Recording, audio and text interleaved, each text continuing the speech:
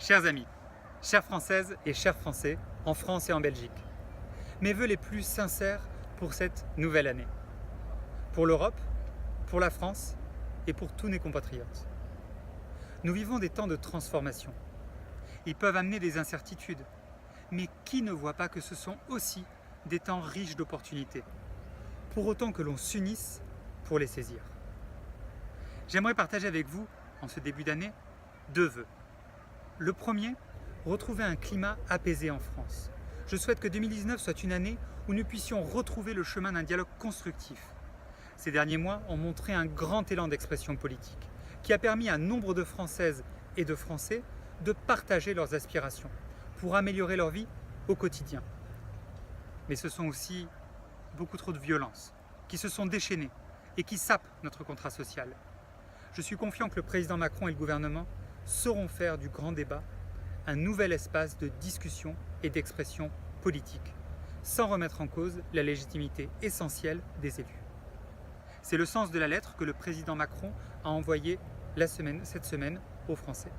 Je souhaite que ce grand débat vive pleinement, également pour les Français résidant en Belgique. Mon deuxième souhait, c'est une Europe plus unie et davantage au service des peuples européens.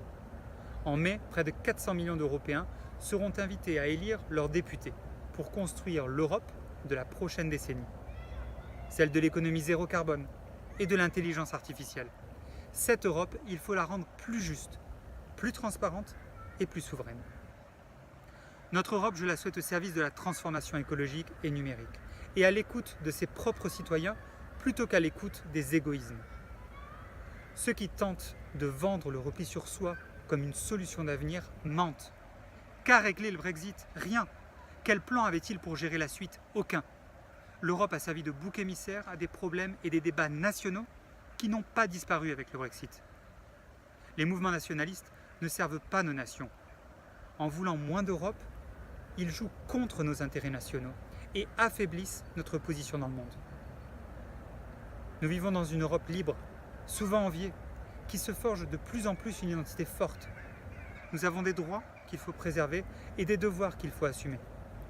Plus ferme sera la volonté des élus et des citoyens, dont je souhaite, avec vous, être le porte-parole lors du scrutin de mai, plus loin ira l'Europe, plus loin ira la France. Soyons confiants dans l'avenir. Nous sommes au début de la route. Je vous souhaite à toutes et à tous une chaleureuse année.